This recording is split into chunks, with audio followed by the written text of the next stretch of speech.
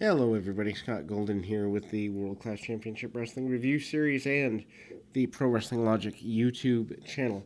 And we are here closing out the month of August in 1985 here in World Class. A sad day as one of the Von Erichs has the beginning of tragedy again.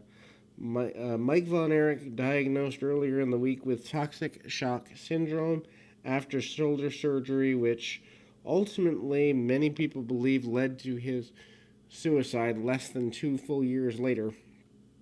But there is a press conference in the middle of the program with the doctor explaining that Michael had surgery and was in and out of the hospital for several days with the toxic shock syndrome. Many people believe he had suffered brain damage as a result of a fever that's reported between 105 and 107 degrees. During that process, they thought he was not going to live through the night on a couple of occasions. And anyway, that's really rough stuff. Other than that, on to the wrestling aspect of the program. Figured I'd get that out of the way first, as they do updates on his condition over the next several weeks. He does return to wrestle in 1986 before passing away in, I believe, February of 87.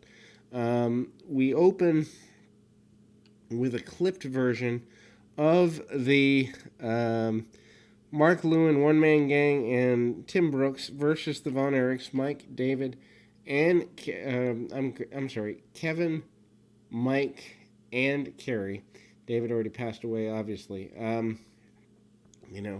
Mike, a lot of people say, had a lot of pressure on him to be David's successor. The match here clipped, and you can see him moving around very nimbly, still in good condition.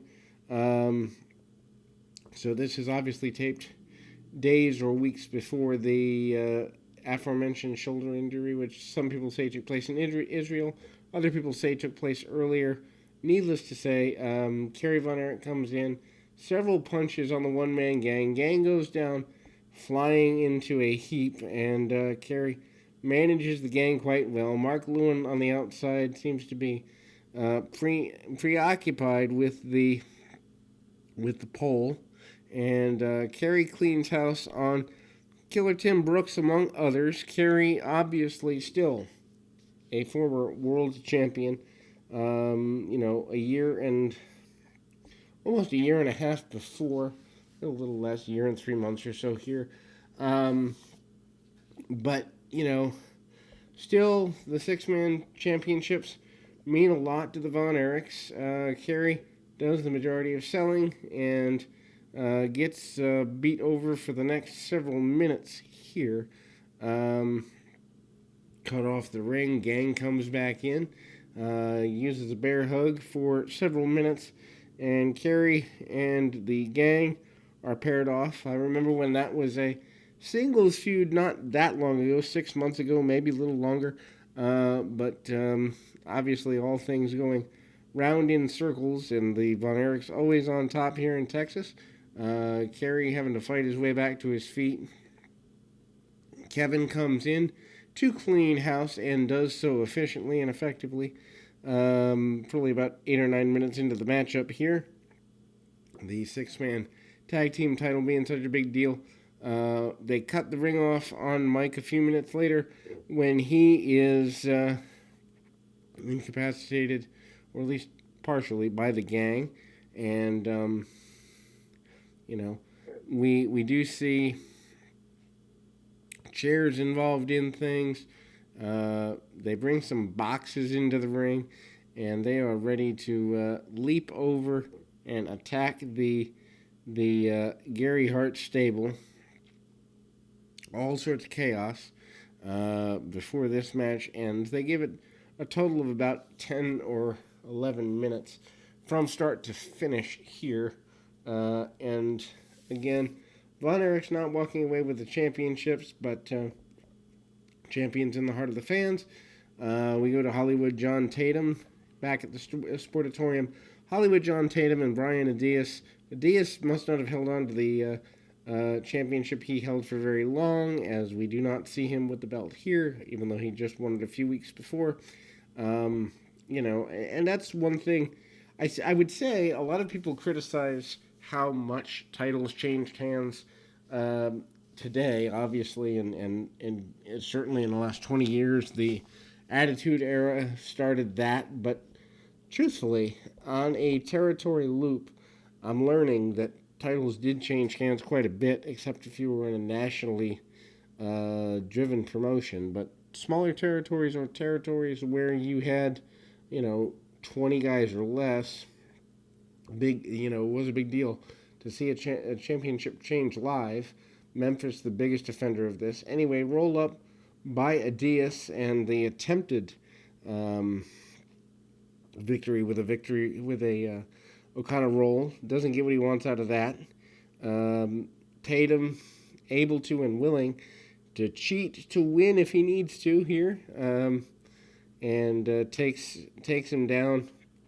Tatum also uses any advantage he can get, including but not limited to pulling the hair of his adversary. Match a little slower, obviously less chaotic than what we had just witnessed in the six-person tag team affair, and obviously the world-class stock is changing a little bit, and not for the better. We do kind of see a more high risk, I guess, offense here from Adias. Gets a high cross body win.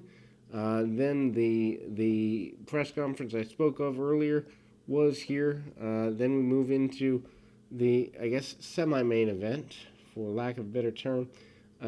Chris Adams and Scott Casey. Adams obviously still holding on to his championship, I believe the American Heavyweight Championship. Adams has been a major force, probably holding the heel side, along with Gino Hernandez, of the promotion together. Casey, like I said, just a few short months ago, not in that championship picture, but there now. Early advantage goes to Adams, but Casey manages to try to pick up Adams and actually backs all the way into both men falling over the top rope, and Adams picks up a chair and smacks Casey in the head with it. You wouldn't do that today with concussion protocol. We didn't know about concussion protocol to the level we do in 1985 here. Casey also sent into the ringside table, and it is clear that there is a meaner, nastier Chris Adams. Several shots with the chair, not causing a disqualification. So this must be some form of, no disqualification style match here, as the referee allows it to continue. And Casey, hits two chair shots before he goes right at Adams, tries to get any advantage he can get.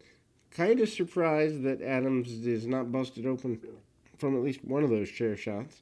Pile driver by Casey, who used a pile driver, I believe, in his last match, or is starting to use it more regularly. This should lead to a victory, but Adams lands close enough to the ropes to drape his foot over that bottom rope, and is able to get things going back his way by breaking that momentum. Breaking momentum, such a big thing, and Adams really a master at putting himself in the right place at the right time when it counts, when it matters, and that's super, super important here. We move on to deeper into the match.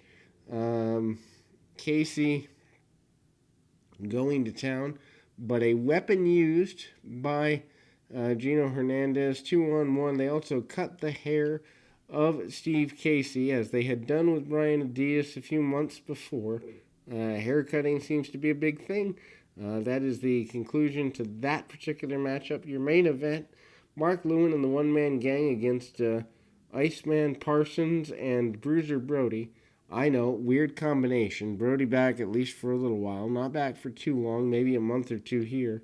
but putting him in there with Parsons, who is a mainstay in the area, probably a good idea. And people that like the big men, obviously Lewin and Brody, a big man match kind of dream, as is Gang and Brody. So Brody certainly a guy who, when he does come back to the States, a big deal. Brody actually slamming Lewin on the table. Lewin has what's looking to be kind of a mini seizure or series of convulsions on the table. Brody breaks that down within a couple of minutes or two. We see almost a chokeout style sleeper by Brody on the floor on Lewin. Lewin is able to wriggle free, but not for long. Brody and the Gang is a big deal. That turns into a brawl. Parsons actually spends a good bit of the match on the outside. This seems to be more towards Brody and getting a showcase type situation. He is taken into the corner in a 2-on-1 type situation. Brody, though, does not do a whole lot of selling here. He barely leaves his feet, if at all. And Iceman King Parsons, if there's selling that needs to be done for his team, he's the one that's going to do it. And so Lewin and the Gang are at the top of their game, obviously, and so Gary Hart satisfied with that, and we continue to see kind of brawling around. What a roller coaster of a show, though. I mean, to see Steve Casey get almost abolished, and the real life issues with Mike Von Erich, and then Brody and the Gang kind of going together. Actually, Brody hits a shoulder tackle and gets knocked down in the process, choking and the like by Lewin. And Parsons comes back, tries to stand toe-to-toe with the Gang. That doesn't go very well for him. Lewin continues to kick, stomp, punch, poke, and prod and plead at Iceman Parsons. One-man Gang comes back in and takes over on Parsons. Parsons finally, near the end, kind of gets back to his corner. Brody does eventually come back in, but not until after Parsons has taken several minutes of punishment. And I don't know, I mean, to me, Parsons is a big guy, but not a guy that you would think could stand up to Mark Lewin and the Gang. It's just something in that particular exchange or series thereof falls apart. Disqualification happens when a very angry Bruce Brody brings a steel chair into things. 1, 2, and just about a 3. Referee calls for the bell, I believe, getting to the 3 before things are cut off. But the match continues anyway, so maybe he doesn't get to the 3. The butt on Lewin, 1, 2, and again, one-man Gang interrupts. Looks like the baby faces are going to be victorious, but it does not come together, mainly because Gang interferes. Gang is the one that introduces the chair into the ring, but Brody, not to be outdone, goes and grabs one of his own and also blocks Gang from using his, and the match is stopped at that point. But the chaos continues here in World Class. We'll be back with more action right after this.